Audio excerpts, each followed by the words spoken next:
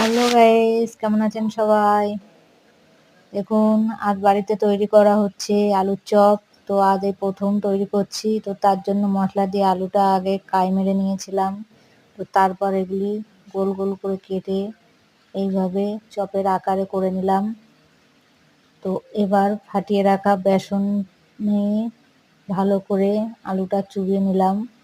তারপর তেলে দিয়ে দিলাম। তো দেখা যাক প্রথম দিন করছি কেমন হয়। তো মশলা পরিমাণ মতন কিছু কিছু দিয়েছিলাম। তো এবার দেখি চপটা কেমন হয়। প্রথম দিন করলাম, তো আরও বেশ কিছুটা থেকে গেছে। তো এই যে রেডি হয়ে গেছে গরম গরম চপ, আর তার সাথে একটু সস নিয়ে নেওয়া হয়েছে। তো আপনারা প্লিজ কমেন্ট করে জানাবেন যে এই চপটা কেমন দেখা যাচ্ছে বা কেমন হয়েছে। প্রথম দিন করেছি, তো তার জন্য কেমন হয়েছে প্লিজ কমেন্ট করে জানাবেন।